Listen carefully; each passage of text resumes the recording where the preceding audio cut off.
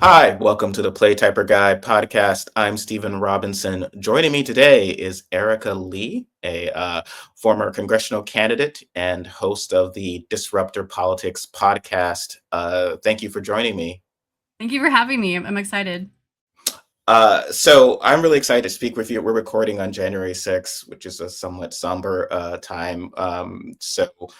Speaking to someone who feel represents some of the bright aspects of our politics, even if your story has some predictable notes that I've written about in the past, but think there's some optimism here. So, can you tell folks a bit about your experience running for office as I like to say, normal human being? And I know you've suspended your candidacy recently, but Right. and the reasons for that.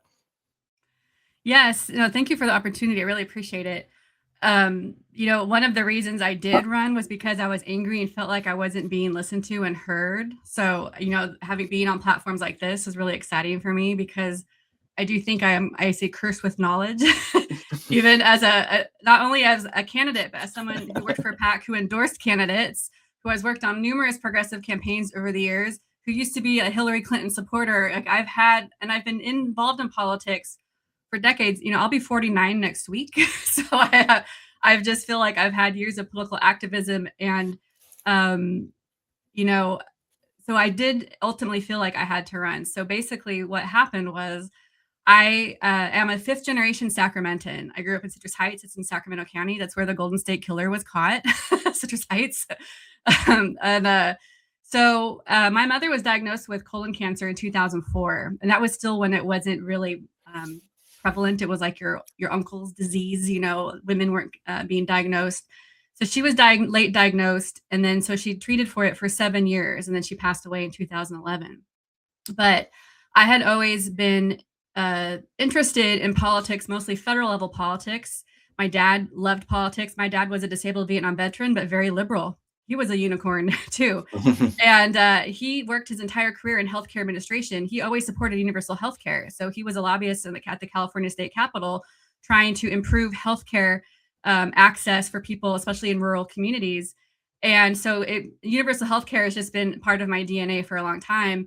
And I remember I almost majored in poli sci when I went to UC Davis. I was interested in that. And then, so anyhow, fast forward, I was working, volunteering on local races. And then I got a job touring with Cirque du Soleil around the country Oh, for 5 years. I was a box office manager.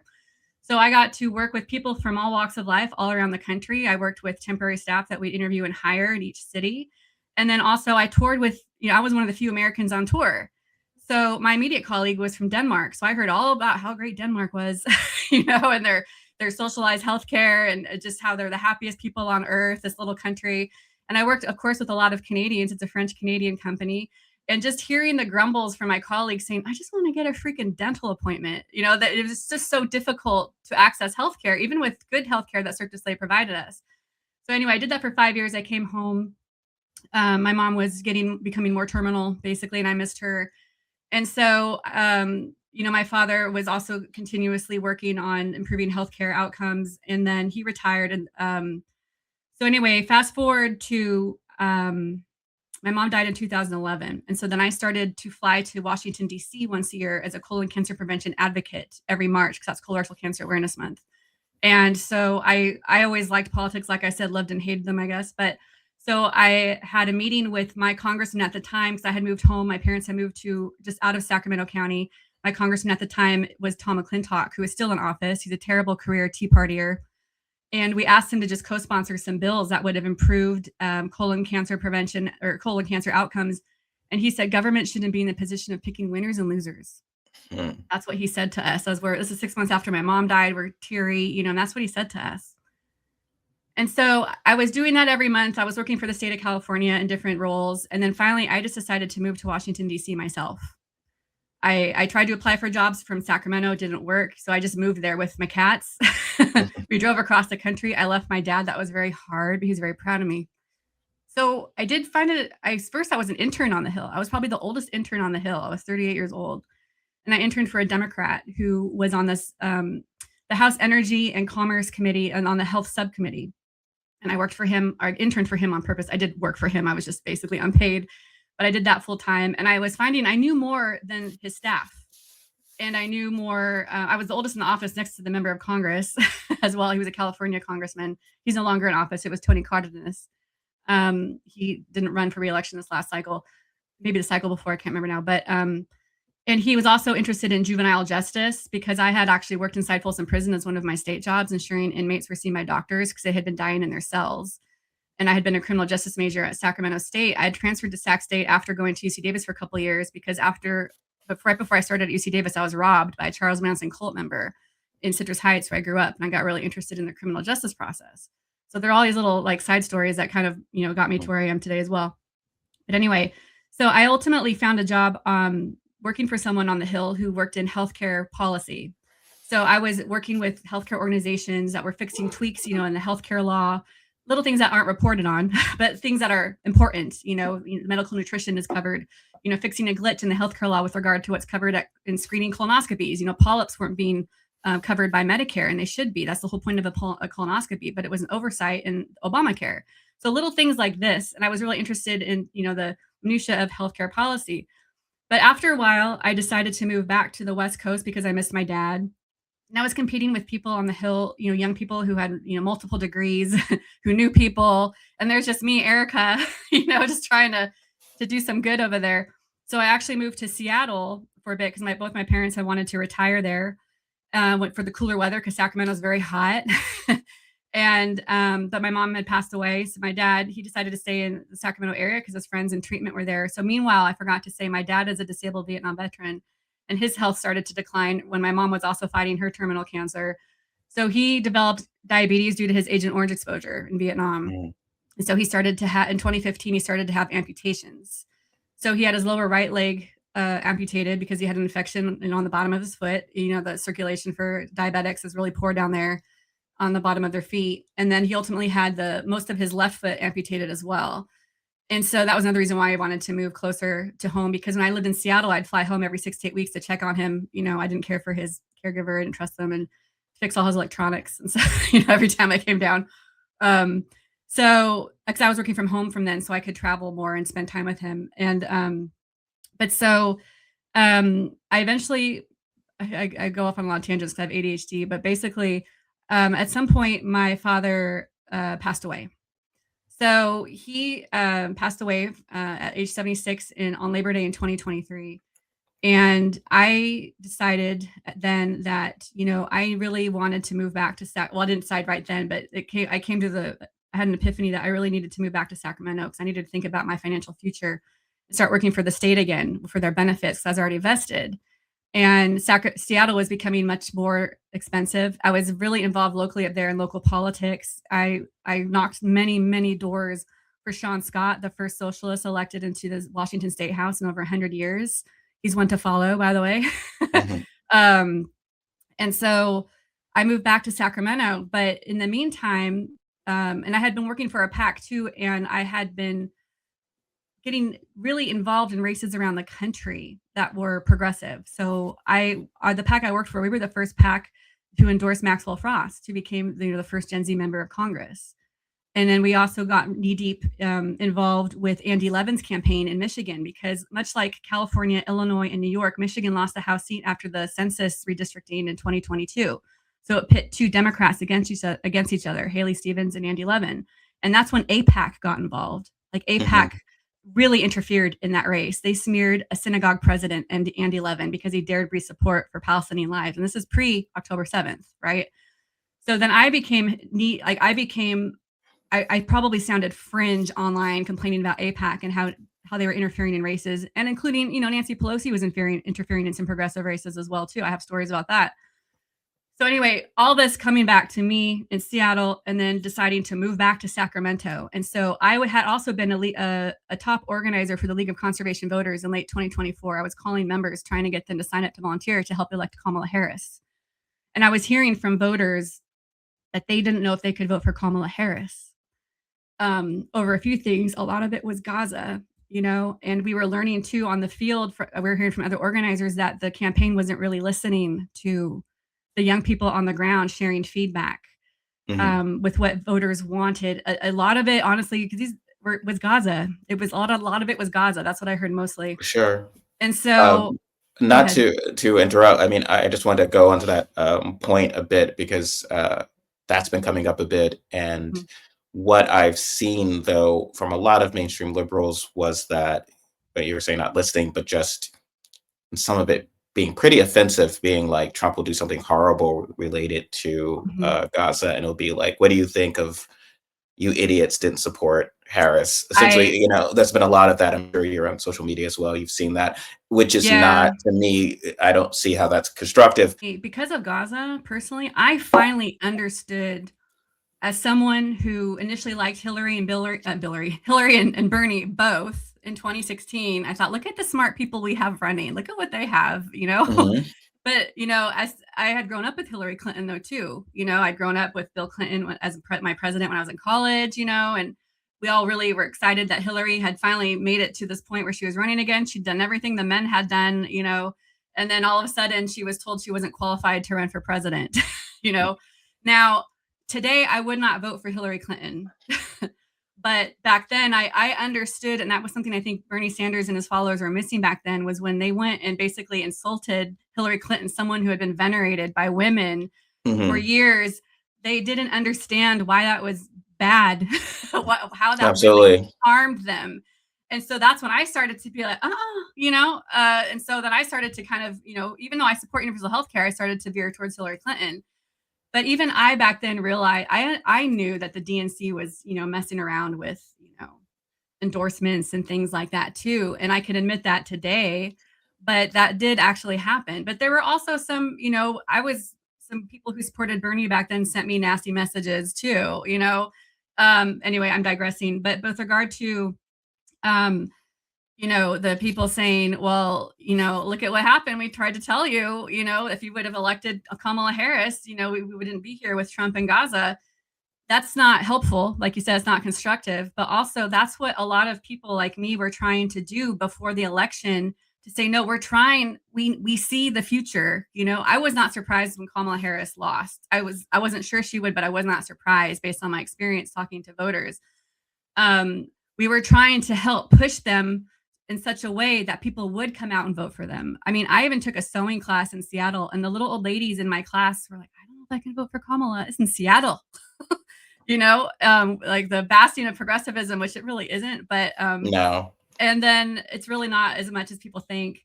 But even I have friends who are Palestinian American or just Muslim American who were so not wanting to vote for Kamala Harris over Gaza that they were trying to do the vote swapping, where like they could find someone in another state where their vote would carry more than it would in Washington. It's hard to explain, but Oh yeah, I think yeah. most people know what that is, right? So just because they just didn't want to do the act of voting for Kamala, and for the like where I was coming to full circle, I understood for the first time what it was like for a Bernie Sanders supporter who just did not want to vote. I mean, who did not want to vote for Hillary Clinton. Like I finally got it. I did not want to vote for Kamala. I did, but over Gaza, and the fact that they weren't listening to, working class renters, that they were parading around with Liz Cheney, that they didn't allow that I know that they strung along the pro-Palestinian folks at the convention. I know that they strung them along that week, making them feel like that they were going to get a spot, and then they didn't. So, but the people online who are constantly saying, well, this is what you get, I don't recall seeing most of those people complaining, or like trying to speak out on, Gaza beforehand either. so so there was a bit of that as well. But that was something that the woman I ended up running against Congress against, she was part of that, right? So she's Hmm. APAC endorsed. She not only gets money from APAC, she's APAC endorsed. Hmm. And so one thing that I was really proud of, though, is because I had connected back with Track APAC, the online, they endorse people who won't accept APAC money. We followed each other way back when they first started. So when I started to run, I got an endorsement from them right away. I Hmm. was one of the first 8. There was like this Karen presenting person amongst like Shoykot and Abdul and Zoran, all these people. Like, who is Erica? But they knew me. That I was Hmm. yelling about APAC like it was fringe for years. And finally now it's kind of more mainstream. Who was and the person you're running against for Okay, folks? so I was I was challenging Congresswoman Doris Matsui. And the reason most people don't know who she is, even though she represents the capital of the fourth largest economy in the world, right, is because she doesn't stick her neck out for anything. She's deeply entrenched. She everything is prepared. The joke is that she still acts like the spouse of a member of Congress. So the history here is, so she's not from Sacramento. That's fine. People move around, but her husband, Bob Matsui, Robert Matsui, was on Sacramento City Council in the 70s. He was elected into Congress in his 30s in 1979. I was 2 years old. And he was elected into Congress for Sacramento proper. He was in Congress for 26 years and he died. And then just days after the memorial, I believe that he was sat and, he lied in wake under the rotunda, I'm pretty sure. Doris Matsui, his wife, announced that she was going to run. And with with Nancy Pelosi's help, she cleared the field. So there were people who had been in line to run, who were going to run, who had actually been doing the work in the community, who were going to run.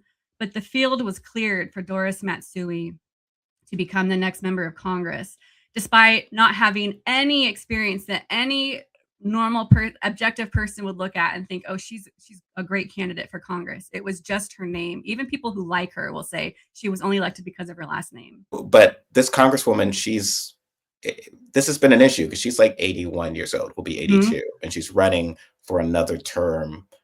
Right. Which is insane. Like, why are people not reading the room? Why are, I'd written a piece about this a while back, like why Democrats can't resist dying in office. Like, why? Yeah. Well, the thing is too, is she's never really lived in Sacramento. So when she took that seat, when her husband won back in 1979, they bought a home in Maryland. And so she basically lived there. They used her father-in-law's address at a home in Sacramento. And I believe they raised their son there. And so all of her experience is like local to DC. She was appointed to the transition committee for Bill Clinton. She was a super volunteer. All this stuff is honorary, right? I think she was a corporate lobbyist too, but you don't find right before she was appointed into this role, basically, or won the special election. But you don't find that anywhere in her history because I think they know it's toxic. And now she has a home now in Land Park, which is a very nice area of Sacramento. But she married a DC billionaire in 2020 who's 94 years old. He's a DC billionaire. So she lives there, right? Like, that's she's not moving to Sacramento. So your primary residence is supposed to be in the state, just the state that you represent. And she got dinged in 2007, roughly 2 years after she assumed that office, by the House Ethics Committee because her taxes had been filed with Maryland as her primary residence because she's still living in that home that her son now lives in, apparently. It's just, and so, but nobody really cares where they don't live. And when I was running against her, I heard from 3 separate people at 3 different events that I went to.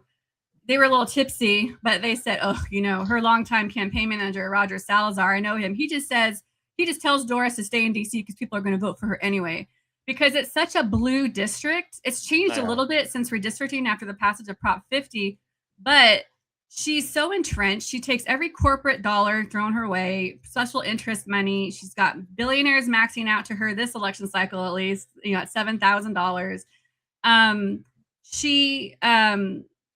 People don't challenge her. If you look at her past races, it's, really earnest young people, usually young men, trying to unseat her. Yeah. These are often the only real elections. If you're sort of after, and again, we're recording this on January 6th, if you are the pro-democracy party, you should support real elections, like not these, essentially a situation where there's no way they are going to lose a general election against, they could run against Abraham Lincoln's ghost as a Republican. They're not going to lose. And the only real election would be in the primaries, but then no one, especially anyone with a real, and we go to that, someone with a real history, someone who doesn't want to, or idea of a real future, who doesn't want to run afoul of Nancy Pelosi, run afoul of others, they're not going to challenge an incumbent. Even the last few days ago, I don't know if you saw, I saw this on Twitter, Brad Lander, Don Lemon recalled a story recently where he overheard Nancy Pelosi talking to Brad Lander, who said he was going to run for Congress against Dan Goldman, and she said, "I'm a Dan Goldman Democrat. You know, we don't challenge other Dems." This is just a few days ago, so she's not reading the room either, right? And I know she interfered in a race that I helped in 2022. She helped reelect Henry Cuellar, you know, the guy who had his home raided by the FBI, A-rated by the NRA, the last anti-choice Dem in the House. There was a primary in 2022 where in Texas in their primaries, if no one gets over 50%, there's a runoff. So they took the top two. And so Jessica Cisneros, a pro-choice woman of color, I think she was an immigration attorney, younger. There was another progressive who had been running in the primary too before the runoff. That maybe if she had dropped out, Jessica might have gotten over the 50. But so anyway, there was this runoff. Nancy Pelosi recorded a robocall to help Henry Cuellar, and he only won by like 250 votes in the end. They went all in for him. I think Clyburn and others tried. Hoyer. And that's the thing too. One thing you said earlier, I was going to say when you were talking about why don't these people retire and spend time with their grandkids. The thing about people like Steny Hoyer, who is still running again too, and he's like almost 90, I think, and Doris Matsui, who will be 82 if reelected. Like even though she represents Sacramento, she lives in DC, so they can go see their friends on the Hill. Like, why are you still in office? Like, you're right there. You can just go hang out. You know, it's the status. And Doris Matsui, the reason why we joke that she's still acting like the spouse of a congressperson is she has every speech written for her. She doesn't do television appearances. She doesn't hold town halls. She did have one recently that was disastrous, where she actually said, when I actually said you have privilege from the audience, she said, "Oh, I don't have privilege." And the whole audience laughed. She doesn't support Medicare for all. She doesn't think there's a genocide happening, all that. She's just terrible. Everything is scripted. She shows up with a shovel, at groundbreakings. And I'm not even kidding. And she's like this tiny little lady. Like she's this tiny, and she the funniest, this is not really funny, but I even discovered in August when I was still running against her in August, that's when all the members of Congress, they're supposed to be in their home districts, right? It's the August recess. So I called to send over like a 10th meeting request that would be certainly ignored, but just, on principle and to, annoy them. I called because I also know as someone who's scheduled over 10,000 meetings with Congress for work. She's the only member of Congress who doesn't have a scheduling function on her website for constituents to request a meeting. That's a deterrent for people, her having to meet with constituents. So I called to say, hey, I want to send over a meeting request. Can I just confirm she's in California? And they said, oh, we can't share her schedule. So when I called Barra, McClintock's, and Swalwell's just to pretend like, hey, can I just confirm he's in California? Like, oh yeah, send over a meeting request. So I learned that they were recycling old pictures of her on social media, like acting like she was in the district, but slapping new logos on them. You said it's like reading a room, but it's not. It's like, here's what AOC is doing. Here's what she does that's effective. We're choosing to not do this. Yeah. I think Chris Murphy's doing more of this, and I think others, but it's not our leadership. And it's not like folks like, Matsui, who seems like I should be engaging with the public. Obviously she can't. Obviously she could never do an Instagram live or something that's ridiculous, or have spontaneous feelings about something. Well, what's been kind of jarring too, and a lot of people have told me that they're thankful for my run because I'm educating them, because I'm kind of came in objective, and I'm just recently back to Sacramento, even though people remember me from when I lived here before, but that when I was going to campaign events or just making my little speeches, I would say, because some people would say, why are you challenging a Democrat? I got that a lot at the convention in Anaheim. Why would you dare challenge a Democrat? They're not the problem. Well, I think that a majority of the Democrats in office helped create the conditions for Trump to win again. After we have just lost to him twice, after a break, like non-consecutive terms, after an insurrection. That is how much people did not want to vote for what Democrats were offering. It's all anti-Trump rhetoric. We don't know really what the messaging is or the current platform is. And that's why when I realized that Doris Matsui was going to run again, I saw her new logo roll up on December 31st, 2024 on Facebook, Doris Matsui 2026. I said, you're kidding me. So I immediately said, who is challenging her? I'm a great campaign operative. I love to talk. Who's challenging her? Nobody. Nobody's challenging. I was told the people on the bench are cowards or unhinged. That's what I was told. So they said, you should run. I was like, I can't run. I have anxiety. I have ADHD. I have OCD. I couldn't do it. I don't like pictures of myself even, I can't do it. But people kept talking to me and saying, look, you are like kind of not like a nobody, but you are the person we need right now because you have a background that is unusual, right? Because you have lived experiences that we're missing in Congress, but also this is the time as well because people are unhappy with Democrats purportedly, So Mhm. I had to be compelled to run, but I finally filed in April. I still waited a month to actually drop a campaign. I was just making sure, no one else is going to get in. and and then I did it. And so and then I had that video I made and then I went to the convention. But um I still think we're in that same boat where I was, I would go to these meetings and I feel like I'd see epiphanies on faces. Yeah, you're right. These Democrats, they're a big part of why we lost again, right? So this is the time and these primaries coming up, look at your primary challengers. Who is unbought? There are a lot of people here who say, I like Doris, but it's time for her to go. They'll say that. And the reason why I suspended was because there was finally a more prominent progressive who decided to run. Mhm. So, and I would have supported her had she been running. Mhm. So, I know that she decided to run after I got in. So, but And who is this? her name is Mai Vang, Maivang. She is currently the lone progressive on the Sacramento City Council. She was also on the school board before. She was born and raised in South Sacramento. She's the oldest of 16 kids. She's daughter of Hmong refugees. And she is someone people love and admire, and she's been doing the work in the community. And so she decided, and this is, it takes political courage to challenge Doris Matsui. It was obviously hardest for me, but she's not waiting her turn, basically, because we have a bottleneck in Sacramento where there are all these people who want to run for Congress, but they're just waiting for her to retire. So they all endorse her. They say nice things about her, even though they know she doesn't come back to the district or hold, town halls, and she's never had to hold a debate in her life because she's had the easiest ride in Congress ever, this woman. But so Mai Vang announced that she was going to run, and almost immediately I suspended and I talked to her, and now I knock doors for her, So I really want her to win. It's more important that we replace Doris Matsui than my race. So Yeah, I'm actually looking up her social media right now, and it does seem very much not written by her and just basically non-human statements. Doris Matsui. Yeah. You know what's funny is until very recently, she still had on there that Dianne Feinstein had endorsed her from the Great Beyond, I guess. And yeah, she never retracted. Yeah, so it still stands. Did Dianne Feinstein ever talk to me before? No, she's dead. And she had Gavin Newsom. She had Senator Kamala Harris.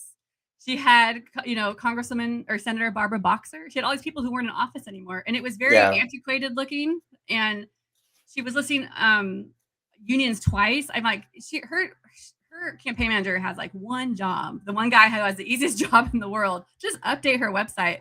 So her website has very recently been revamped, just very recently. But I have screenshots of Dianne Feinstein endorsing her as early as 2025. Oh, please share those with friends of mine who do say that if you, without that system, with a system where people are only running every, are only staying in office, say 6 or 7 years or something, or 6 or 8, whatever, you lose experience, and then they're easily controlled by their staff and by lobbyists or outside. But isn't that what we're having already? Isn't that what, I mean, this person, I get the feeling that the representative Matsuo, it's her staff and outside lobbyists. So it's the same thing that they're accusing that would happen if someone who doesn't have all her years of experience.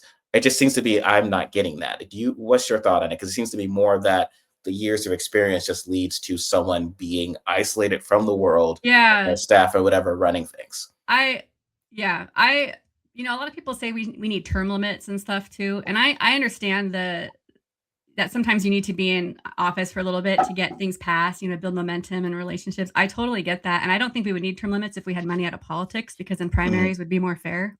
Mhm. You know, people could just run on their platform. And I'm happy to talk about the endorsement process too, which I call it the endorsement Olympics, pejoratively as well. But you know, the thing is, I've seen some people when they say that they don't know who they're going to endorse, Mai Vang or Doris Matsui. We know that they just want to. They like the proximity to politics. In Sacramento, we have all these legislators here for the Capitol, right? So they all just kind of they're all in their little bubble. The only people I don't think anyone really wants Doris Matsui to keep running. I think they just say that because they want her endorsement later. They like to be her friend. They like the Yeah. money, you know, and things like that. I've been called a rude white lady for like asking the president of the Sacramento County Young Democrats, why do you guys endorse so many moderates? You know, I'm a rude Um, white lady.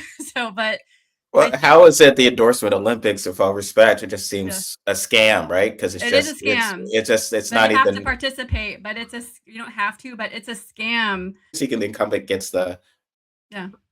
gets all the relevant endorsements. Yeah. No one with who wants to have any future is going to, Yeah. not endorse someone, and then when it's already Yeah. stacked, it's, as you said, it's cowardly, right? Because it's kind of like, if I get behind Erica, like, or even the lady running now, the Hmm. chances are very aren't great. Even if it's not like it's Yeah. I'd have to like put my entire career behind the dark Hmm. horse candidate, and I'm not going to do that. It's easier just to do this I, system. I have some great examples of even how national organizations help prop up these terrible Democrats. Mhm. So, you know, I had attended some Moms Demand Action meetings before as a gun violence survivor. And I reached out to them when I ran and they interviewed me, told them the whole story about how I was at 18 years old and this Charles Manson cult member came in with a single barreled sawed off shotgun and robbed me. And right before I started college, and it changed I was emotionally okay, but it changed the trajectory of my education. So I transferred from UC Davis to go to Sacramento State to do criminal justice. But I got a minor because I ended up not liking the major. So, but anyway, um, but I told them this whole thing. I shared my trauma with them, you know, and then at the end they said, "Well, we don't endorse against incumbents." Yeah. And I said, "Well, okay, well, here's the thing. She might be good in this one area, but she's not good in other areas. And I'm an actual gun violence survivor, and I might be better than her with fresh ideas, you know, and I could be a mouthpiece for you." And they said, sorry, they said, come back to us after the primary. And I said, yeah, but California is a top 2 state. So there's probably going to be 2 Democrats at the top, you know? So they forget sometimes that, you know, they Mhm. would maybe endorse me if, say, I beat Doris Matsui and I was going against a Republican, but we're a top 2 state. We have jungle primaries here. So they're eh. And the same thing happened with League of Conservation Voters or something similar. I worked for them. I was a top organizer for them. I made them look good. And they endorsed Doris Matsui. And I asked them to consider a duel, and they said no. And the thing is, though, that their Hill person who goes to the Hill, you know, we're in that position for about 20 years too. So she has all these relationships with these House members, right? So they're just continuing to buy access. Mhm. Unions do this too. You know, it's this, you know, they tend to support the people who are in power, even if they have a union organizer, you know, talent, willing to fight for them. To your point, it does seem that the issue is that we have people, even after multiple, and I'm not exaggerating, multiple Democrats died in office, that we Yes. have Yes. someone who's 82 saying, I'm going to run again. And there's always some excuse. So, Yeah. but there's no excuse. This is not a district that is tough to hold, right? Yeah. So there's other cases where it's like, this is a Joe Manchin type candidate in Mhm. tough in red a red district, and if this person stepped down, it'd be very hard, or it's a tough Yeah. year. In theory, this is going to, Trump's approval is very low. This could be a blue wave year for Yeah. Democrat. It would seem to be the best opportunity to say, yeah, I'm going to step aside and let's have new blood or new thinkers. Yeah. But no folks aren't doing that. Even after the first presidential nominee had to resign because it's Yeah. like the voters thought he was too old. You know, I'm already no sweat, don't forget things. But what I have a couple of examples too of so with regard to like the age thing, I don't know. We remember when Jerry Connolly died. Yeah. So he died. But not long before that, he became the chair of the was it Oversight Committee? Oversight Yeah, against over that was the one that Pelosi over had lobbied for him over yes, AOC, yes. which is all about essentially I Mhm. need someone visually to communicate. AOC would be perfect for that. Yes. Yeah, like I want to jump through the screen. I have so much to say about this. I'm like, Please do, great. okay, Jerry Connolly. So I hate watch CNN, right? I just hate watch it. I turned off MSNBC a long time ago when I realized when I worked on campaigns that they really do handpick, who they platform, and then they never ask hard questions back. Like they don't because they want them to come back on their show, right? So they don't want to ask them hard questions. So Jerry Connolly, I remember distinctly during that whole AOC, Jerry Connolly, who's going to become the chair or ranking member, I should say. It's hard to remember. It's ranking member. Um, that somebody, I don't remember who asked him, someone on CNN said something to him and he said, "Look, it's my last chance." Mhm. That's what it was. They knew he was sick. He was probably going to pass away. Even so, Sacramento also has Congressman Ami Bera, who's a huge disappointment as well. And my father used to appear in his campaign ads. So not today, he wouldn't. But even Ami Bera supported Jerry Connolly for that role. And I thought that everyone should share who they're voting for. I even called Doris Matsui's office. I said, "Who does she support for ranking member? Who is she voting for?" And they wouldn't say. Mhm. So I think it should have been a very public vote. But why would you vote to put Jerry Connolly in charge of this huge committee oversight over AOC, right? Who talks like hourly on social media, you know? And then he died. And so now we have Robert Garcia. So there was that. And then with regard to we were talking about how endorsements, they these outgoing octogenarians also like to anoint the Mhm. person who comes after I have a brain fart, like the person who comes after their successor. Successor. Sorry, I almost said predecessor. I meant successor. So let me give you an example here. I worked on a campaign too in 2022. So Eddie Bernice Johnson was an octogenarian, very ill, and she would not announce whether or not she was going to run again. She just wouldn't say. So this very enigmatic young Black woman named Jessica Mason, a year out from the primary, decided to challenge her. Wasn't widely known, but it was building, and she had a campaign Mhm. manager and everything. And then not long before the primary, that primary year, Eddie Bernice Johnson all of a sudden says, "All right, I'm retiring and I'm endorsing Jasmine Crockett." Out of nowhere. Jasmine Crockett, not a hater, but like she hadn't been putting in the work or anything. She just came out of nowhere. And she'd only been recently elected to this Texas State House. And so of course that endorsement carried a lot of weight. She's not going to endorse the person who's been challenging her for a year and being critical of her, right? It's kind of like how Nancy Pelosi will never endorse Shoykat Chakrabarty, right? So Mhm. for doing the same thing. And so that happened. They anoint their successor. And the one thing I really admire about Jan Schakowsky, who is 80 or 81 and decided not to run for election when Kat Abou-Ghazaleh just kind of came in out of nowhere and raised all that money, was that she said, "I will not endorse in the primary." I was like, thank you. Thank you, because those endorsements carry weight. And I'm sure that my Congresswoman, Doris Matsui, is going, if I think she wants to die in office, I'll be quite frank, but I think she wants to, appoint her successor, right? Who's going to kiss my whatever long as the most so that I can appoint them after me. A lot of people thought she might do her son, but I've never Yeah. seen her son anywhere. I think he's in Maryland. And then That's it. That seems perfectly qualified based on what yeah, it's the this dynasty, the Matsui. It's like Game of Thrones. I know people here who have said they behind closed doors, people who you would think might run for Congress have actually told Doris Matsui, "I will never challenge you." Like they have told her. And I was going to talk about, but progressives are guilty of this too, because very recently, late last year, you might have seen that Chuy Garcia, that Mhm. congressman in Illinois.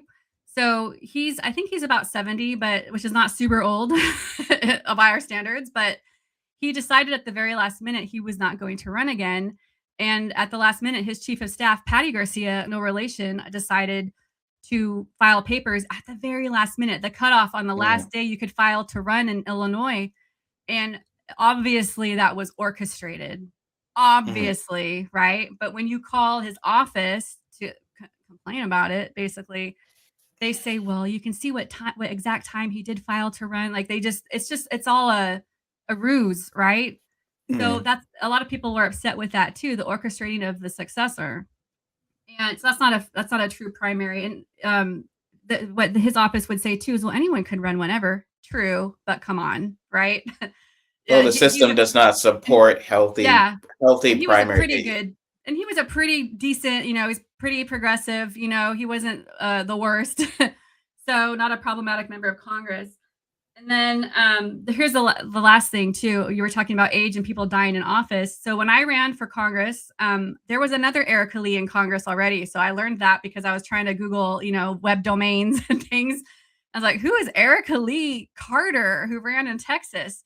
So Sheila Jackson Lee, a very popular, prominent member of Congress, died in office. She was older. I don't remember how old she was, but she was older. And then her daughter, Erica Lee Carter, is her married name, was basically appointed as her successor for the last few months of her term. And then they elected to replace her. I forgot his name all of a sudden, but he was in his 70s, 70 or in his early 70s. So he started in 2025. He died like 2 months later. So I think that seat is still open. I haven't followed up on that. I believe, yeah, it might Yeah, be but because Abbott is not being necessarily right, helpful. right, Why would he? right. Um, you know, There, yeah, all these shenanigans, shenanigans. And it just seems so profoundly unfair. And Democrats purport to want to have more working class people in Congress, but they're not platforming those people. And Doris Matsui is so disconnected from her constituency. She says, I don't have privilege. She's married to she's a millionaire married to a billionaire. So she's essentially a billionaire. So, once a few, yeah, once I you get know. married that way, yes. So, and she was wearing a $10,000 Van Cleef and Arpels necklace to her town hall. So, Yeah. You can't make it up. In the time you have left, tell me, you have on your new podcast, Disruptor Politics, and I guess you'll be talking more about kind of these subjects and whatever, and what sort of guests do you have lined up, and what can people, when they go, you'll be on YouTube. So yeah, thank you. It'll be on all the the Spotify, Apple Podcast, all the podcasting platforms, and YouTube. So basically, it was an idea I had. I thought if I win or lose, I'm going to do this podcast because I just know too much. Like I said earlier, I am cursed with knowledge, and I almost feel like another political operative who likes me. I have a lot of people don't like me right now in this Sacramento for calling everything out. They haven't met me yet, really. They said it's difficult for people like you and me to run for office because we know too much. So we can't. It's hard for us to be fake and be nice to people, and be politician-like because we're just too honest. So basically, the podcast would be for me to talk about what it was like to run as a grassroots candidate. And I was going to, and I have one published so far, an interview with a woman who's running for Congress in Virginia, also named Erica. But I have other ones lined up, just progressives, running grassroots candidates, basically unbought people. The challenges, especially if you have to work, I was told you can't run for office if you can't run full time, but you want more working class people in Congress. It's not a fair system. To talk about the endorsement Olympics, 90% of my time was trying to get local endorsements from these clubs, and that's a whole other thing. That's just super biased. And then, talking about the money in politics, and then talking about current events too, current federal level politics. So it'll be a mix, but I want to talk to some local Sacramento organizers as well. I've already talked to about coming onto the show. So maybe local electeds. I'll try to get Mai Vang on, because now we're friends and I love her. No, and great. People should support her. I'm so happy she's running. It's less stress for me, trust. So that is the goal. I am doing it all myself. So sometimes I don't feel well. So like I was saying, I was going to record one last night, but I got knee deep into stuck in this other meeting and everything. And I know you do yours yourself, I think too. So it is a lot of work. And, sometimes I just don't want to do it, but I just feel like I know too much information. And a lot of people have shared how appreciative they are with me educating them on certain things that they didn't know about, where I even just looking at a ballot or a voter's guide, look at Doris Matsui and all the endorsements she gets. Look at Erica Lee, or some grassroots candidate. Doris Matsui, yeah, she has all those endorsements, but most of those orgs never talked to me. They didn't talk to me. They just endorsed her, right? Those people, those are her friends, they didn't talk to me. They just have to realize that these endorsements really don't matter much. They just really don't. They do in a sense, like if Nancy Pelosi endorses you or something like that. But it's the endorsement. If people could just run on their platforms, that would be great, right? Mhm. But all these corporate interests and dark money and people who want that position next, it's mostly about that. And especially in Sacramento, where Doris Matsui could have stuck her neck out on any issue and be wrong. Like she could have supported Medicare for all 10 years ago and been wrong and still gotten reelected. But she doesn't stick her neck out for anything. And she's one of the safest districts in the country. And so what has she done? She doesn't appear on TV. She doesn't even allow commenting on her Instagram, which is against the Constitution. But no one listens to me yet like that yet. So I actually have right here on my computer, I sent a certified letter to her office to ask her to unblock me on Facebook, my campaign account, my personal account, and they refused it. So I certified. They blocked you? Oh, don't look at my address. Yeah, they blocked me. I mean, I think they unblocked me now because they realize they should unblock me. So I've been talking about it. But anyway, our representatives should represent us and they should listen to us and not have a scheduling option for constituents because they don't want to talk to them, or I've just heard numerous complaints about Doris Matsui from people anyway who've reached out to her office and never gotten a response because they know they don't have to. Yeah. They'll just, she can just sit there in her nice necklace, and rarely come home and appear at, she doesn't meet with constituents either, because she's never post pictures of her meeting with advocates. Like a colon cancer advocate. I met with her once as a colon cancer advocate in 2013 when I was her constituent. And she doesn't do that anymore because members of Congress cannot wait to slap pictures of them meeting with constituents on their social media. They cannot wait to do it, right? Look at me. I'm talking to a constituent, She only has pictures of her with electeds or with a shovel at a groundbreaking, I swear. So yes, anyway, well, let's get the shovel. Let's get the shovels out of politics, Yeah. along with the money. Yeah. Thank you so much, Erica. It's been wonderful chatting with you. Please check out Erica's podcast. Like, share, subscribe, and we'll catch you guys next time. Take care. Thank you.